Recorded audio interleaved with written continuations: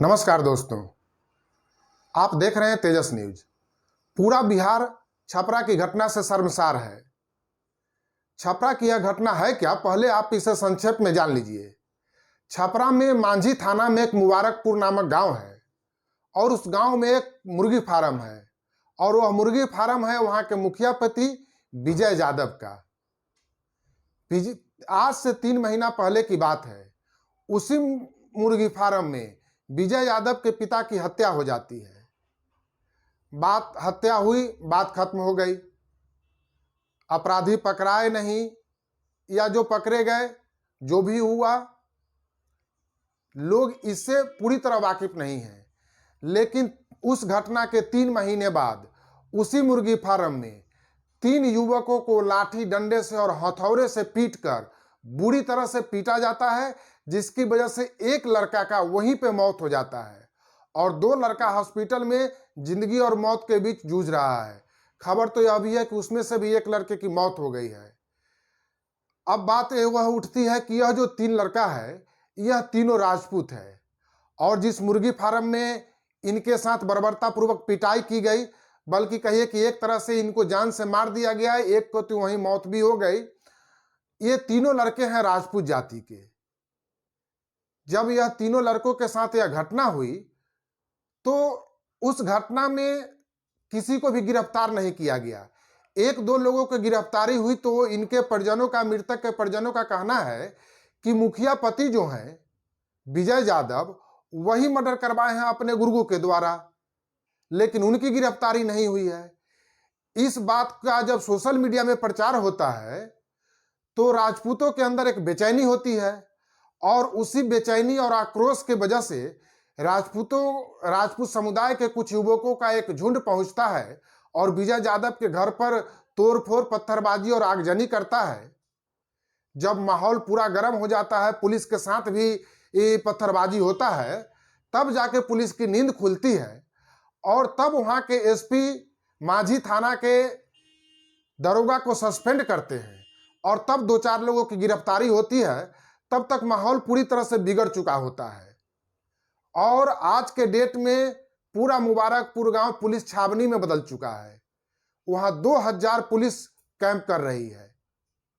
अब पुलिस की नींद टूटी है तो 5-7 गिरफ्तारी भी हुई है और जो मुखिया पति है उनके घर पर कुर्की जब्ती की तैयारी हो रही है। आजकल में कुर्की जब्ती भी हो जाएगा।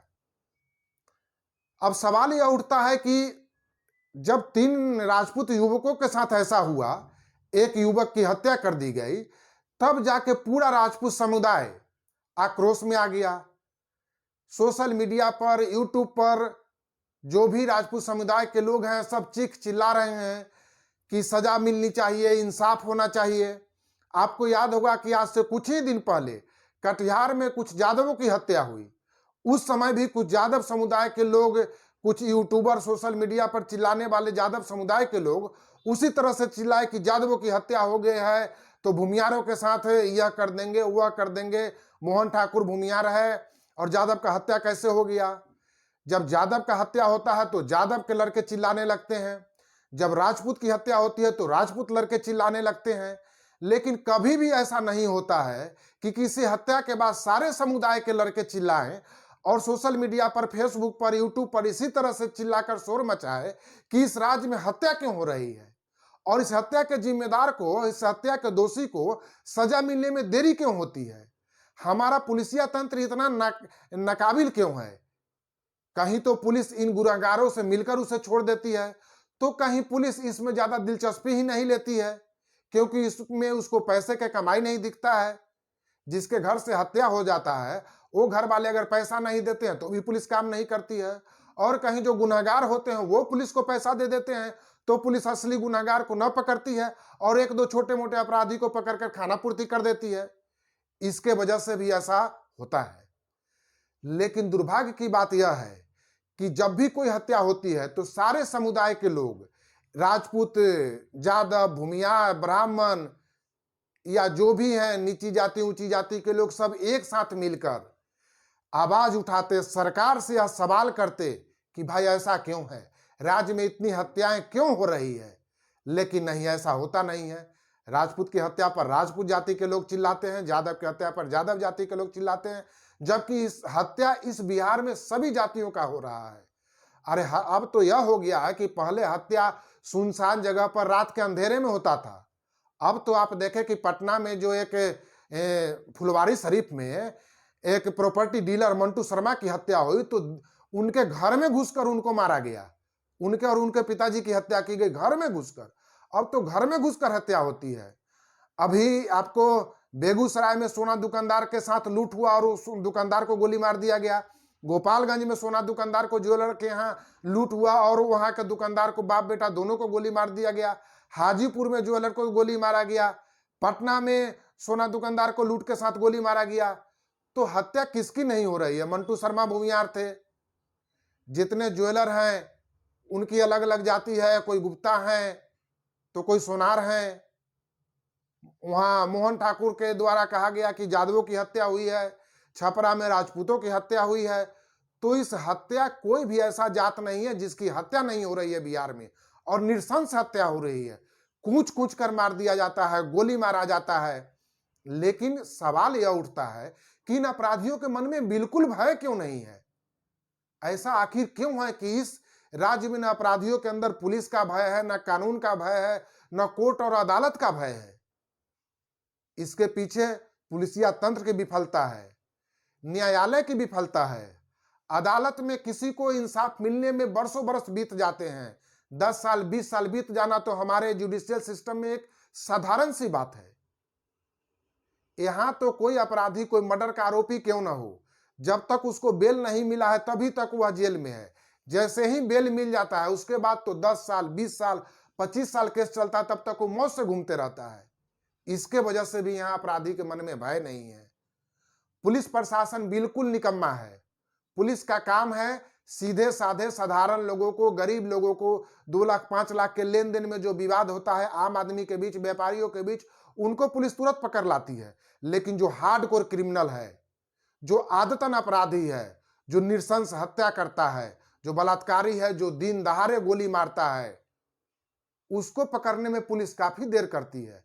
और जब तक मामला सोशल मीडिया में तूल न पकड़े, जब तक मामला न्यूज चैनल में ना आ जाए, जब तक मामला हाईलाइट न हो जाए, तब तक तो पुलिस के कान पर जू नहीं रेंगता है। छपरा की घटना इसका सबसे सुंदर उदाहरण है। जिस दरोगा को अब सस्पेंड किया गया, यह पहले ही किया जाना चाहिए था। उस समय एसपी साहब सो रहे थे। जब मामला तूल पकड़ लिया, आगजनी हो गया, पूरे राज्य में बवाल हो गया, जब जातीयता पर बात आ गई, जब एक जात दूसरे जात का दुश्मन होने लगा, एक जात दूसरे जात को गाली देने लगा, तब जाकर पुलिस के कानों पर जू रेंगता है। तब जाकर दारोगा को सस्पेंड किया जाता है, तब जाकर 8-10 अपराधी गिरफ्तार होते हैं, तब जाकर कुर्की जब्ती की बात होती है। इससे पहले पुलिस सोती रहती है। यह बिल्कुल नहीं होना चाहिए। किसी जाति का आदमी का हत्या हुआ हो, उसमें उस जाति का अगर आदमी सिर्फ बोलता है तो वह भी गुनाहगार है। अगर यादव के हत्या होने पर यादव जाति के लोग यह चिल्लाते हैं कि यादवों की हत्या हो गई, तो वह भी उतने ही गुनाहगार हैं। वह भी कानून के साथ मजाक कर रहे हैं। उनको भी कानूनी तरीका से यह आवाज उठाना चाहिए कि हत्या क्यों हुई। यह नहीं कि यादवों की हत्या क्यों हुई, यह नहीं कि राजपूतों की हत्या क्यों हुई। आवाज यह उठनी चाहिए कि राज्य में हत्या क्यों हुई। यह सवाल होना चाहिए मुख्यमंत्री नीतीश कुमार से, यह सवाल होना चाहिए तेजस्वी यादव से। लेकिन नहीं, जब कटिहार में यादवों की हत्या हुई तो तेजस्वी यादव से लोग पूछने नहीं गए कि यादवों की हत्या हुई, अपराधी क्यों नहीं पकड़ा गया। सिर्फ लोग चिल्लाते हैं कि किसी भूमियार ने किसी यादव का हत्या कर दिया, भूमियार को गाली दो। अरे तुम भी अपराधी से कम नहीं हो। उसी तरह जब राजपूत का हत्या हुआ तो लोग चिल्लाने लगे राजपूत का हत्या किसी यादव ने कर दिया, यह कैसे हो गया। अरे यह नहीं होना चाहिए। आवाज यह उठना चाहिए कि हत्या क्यों की गई, और यह सवाल पूछना चाहिए नीतीश कुमार और तेजस्वी यादव से। यह सरकार का फेलियर है, सिस्टम का फेलियर है, पुलिस प्रशासन का फेलियर है, और सबसे ऊपर न्याय व्यवस्था का फेलियर है। इस राज्य को बचाने के लिए यह जरूरी है कि सब लोग मिलकर सरकार से सवाल करें। पहले तो सवाल तेजस्वी यादव से यह होना चाहिए कि सरकार बनते ही आपने कहा था कि हम 10 लाख युवाओं को रोजगार देंगे, कहां गया रोजगार का वह वादा। लेकिन अब कोई सवाल नहीं करता है, बात आया गया खत्म हो गया। अब केवल सवाल होता है यादव का हत्या हुआ तो क्यों हुआ, राजपूत का हत्या हुआ तो क्यों हुआ। सवाल यह होना चाहिए कि रोजगार क्यों नहीं मिल रहा है। हत्या के पीछे एक बड़ी वजह यह भी है कि राज्य में बेरोजगारी अपने चरम पर है। यहाँ कोई उद्योग कल कारखाना नहीं लग रहा है। दूसरे राज्य में जब एक्सप्रेस हाईवे बन रहा है, 5-5 एक्सप्रेस हाईवे चालू हो गया, 6-6 आपके पड़ोसी राज्य उत्तर प्रदेश में, यहाँ एक भी एक्सप्रेस हाईवे का निर्माण शुरू नहीं हुआ। 5 साल में एक्सप्रेस हाईवे बनकर तैयार हो जाता है, गाड़ी उस पर दौड़ने लगती है। और यहाँ 10-10 साल से एक 4 लेन का काम रुका हुआ है। हाजीपुर छपरा 4 लेन का काम देख लीजिए, आज 10-15 साल से लटका हुआ है। यह तो शर्म की और अपने आप में सरकार का डूब मरने का बात है। गया पटना, गया डोभी 4 लेन का वही हाल है। सालों बीत गया, 10-10 साल हो गया, 4 लेन का एक 4 लेन कंप्लीट नहीं हो पाता इस राज्य में। एक्सप्रेस हाईवे बनना तो बहुत दूर की बात है। सवाल सरकार से यह होना चाहिए, दूसरे राज्यों में कितने साल पहले से मेट्रो दौड़ रहा है, यहां सिर्फ आज तक मेट्रो का पिलर ही बन रहा है। सरकार से यह सवाल होना चाहिए, रोजगार कैसे पैदा होगा, रोजगार की बात क्यों नहीं हो रही है। कोई भी आदमी मुख्यमंत्री और उप मुख्यमंत्री से यह क्यों नहीं पूछ रहा है कि आपने जो रोजगार का वादा किया, 10 लाख नौकरी देने का वादा किया, वह 10,000 भी नहीं मिला, क्यों। शिक्षा मंत्री का देख लीजिए, रामचरितमानस का अपमान करते हैं, और उनके अपने शिक्षा विभाग का हाल देख लीजिए। 1.25 लाख शिक्षकों का पद खाली है, उसको क्यों नहीं भरा जा रहा है। 4,000 से ऊपर स्कूल का अपना जमीन नहीं है, अपना बिल्डिंग नहीं है, ऐसा क्यों है, यह सवाल होना चाहिए। लेकिन बात शिक्षा मंत्री का होता है तो सिर्फ रामचरितमानस पर बात होता है। साथ में उनसे यह भी पूछना चाहिए कि जब उप मुख्यमंत्री 10 लाख रोजगार देने का बात किए थे और शिक्षा विभाग में 1.25 लाख पद खाली है शिक्षकों का, तो पहले कम से कम उसको तो भर दीजिए, तो 10 लाख में 1.25 लाख तो कम हो जाएगा। लेकिन नहीं, काम कुछ नहीं करना है, किसी को रोजगार नहीं देना है, लेकिन इसके लिए जनता भी उतना ही दोषी है। आज के डेट में आप पटना शहर में देख लीजिए, जब भी वीवीआईपी को कहीं मूवमेंट करना होता है, कहीं जाना होता है, आधा घंटा 1 घंटा पहले सड़क को बंद कर दिया जाता है। सारे लोग भेड़ बकरी की तरह सड़क पर एक तरफ खड़ा रहते हैं। आधा घंटा तक वीवीआईपी के लिए रोड क्लियर रखा जाता है, और वो क्लियर रोड में जाते हैं, 1 घंटा बाद जाम खुलता है, लोग जाम में बिलबिलाते रहते हैं। ऐसा क्यों? आप राजा हैं, यह राजतंत्र है। मुख्यमंत्री और उप मुख्यमंत्री वह भी इस आम जनता के बराबर ही उनकी हैसियत है। जब सदन चल रहा होता है, उस समय अगर 10 बजे से 4 बजे तक जो भी उनका सदन का टाइम है, उस टाइम में अगर उनको विशेष सुविधा दिया जाए तो यह थोड़ा देर के लिए समझ में भी आता है। लेकिन शाम में, रात में, जब वो दोस्त से मिलने जाते हैं, रिश्तेदार से मिलने जाते हैं, पार्टी में जाते हैं, शादी में जाते हैं, उस समय रोड क्यों बंद होगा भाई उनके लिए? उस समय रोड क्यों खाली करवाया जाएगा? क्या वो राजा हैं? आम आदमी की कोई औकात नहीं, उनकी कोई इज्जत नहीं है? लेकिन नहीं, बिहार के लोगों का सचमुच कोई इज्जत नहीं है, इनके पास कोई गैरत नहीं है, इनके अंदर अपना कोई मान सम्मान नहीं है। कोई किसी बात के लिए आवाज नहीं उठाता है। जितना बार लोग अपना मुंह टेढ़ा करके फेसबुक पर फोटो डालते हैं, उतना बार एक लाइन लिखना जरूरी नहीं समझते हैं कि इस राज्य में ऐसा क्यों है, ऐसा क्यों हो रहा है, ऐसा क्यों नहीं हो रहा है, क्यों रोजगार नहीं दिया जाता है, क्यों जब वीवीआईपी गुजरते हैं तो 1-1 घंटा रोड सड़क को जाम कर दिया जाता है।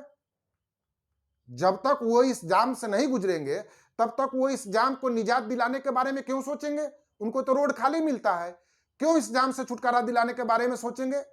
तो यह जाम कभी छूटेगा ही नहीं, कभी रोड का विकास होगा ही नहीं, कभी रोड का चौड़ीकरण नहीं होगा, कभी रोड का जो अतिक्रमण है वह खाली नहीं करवाने का सोचेंगे, क्योंकि उनको तो रोड खाली मिलता है। और सारे वीवीआईपी का हाई कोर्ट का जज, उनके पास बहुत बड़ा पावर है, उनके भी आगे सिक्योरिटी वाला एक गाड़ी सायरन बजाते हुए, डंडा भांजते हुए चलता है, उनको भी रोड खाली मिलता है। क्यों वो कोशिश करेंगे कि अतिक्रमण रोड पर ना हो, आम जनता को सुविधा मिले? तो यहाँ के आम जनता भी उतनी ही निकम्मा है। 15 साल 17 साल राजद का शासन रहा, 15 साल 17 साल नीतीश कुमार का शासन रहा। नीतीश कुमार राजद को गाली देकर शासन में आए, मुख्यमंत्री बने और उसी राजद के साथ हैं। तो राजद पहले गलत था, आज सही हो गया। तो या तो नीतीश कुमार गलत है या तो तेजस्वी यादव गलत है, और दोनों साथ मिलकर जनता को बेवकूफ बना रहे हैं। लेकिन सारा दोष अंत में जनता का ही है। जनता रोजगार के लिए आवाज नहीं उठाती है, स्वास्थ्य के लिए आवाज नहीं उठाती है, शिक्षा व्यवस्था के लिए आवाज नहीं उठाती है, यहां तक कि कानून व्यवस्था के फेलियर पर, हत्या होने पर, बलात्कार होने पर जात देखकर आवाज उठाती है। यह बिल्कुल गलत है, यह बंद होना चाहिए, वरना आज हर रोज किसी न किसी जात का हत्या होते रहेगा और हर रोज जिस जाति का हत्या होगा वो आवाज उठाएगा, फिर दूसरा जाति का हत्या होगा फिर वो आवाज उठाएगा, और हर जाति से हत्या होते रहेगा, और कभी यहाँ की जनता मिलकर आवाज नहीं उठाएगी कि यहाँ हत्या क्यों हुआ। सरकार का, मंत्री का, विधायक का इस पर जिम्मेदारी है, उनको इस्तीफा दें, सरकार से इस्तीफा मांगिए, उनसे सवाल कीजिए रोजगार क्यों नहीं मिला, कानून व्यवस्था इतना लचर क्यों है। और जब तक आप सिर्फ एक जात का आवाज उठाते रहिएगा तब तक इस राज्य का उतना ही बुरा हाल होते रहेगा, यह राज्य और पीछे जाते रहेगा। और इसमें सबसे ज्यादा जो दोषी वो लोग हैं जो जब यादव के हत्या होने पर यादव जो चिल्लाते हैं वो दोषी हैं, राजपूत के हत्या होने पर जो राजपूत चिल्लाते हैं वो दोषी हैं। बाकी आपकी इस पर क्या राय है आप भी कमेंट करके बताएं। देखते रहें तेजस न्यूज। धन्यवाद।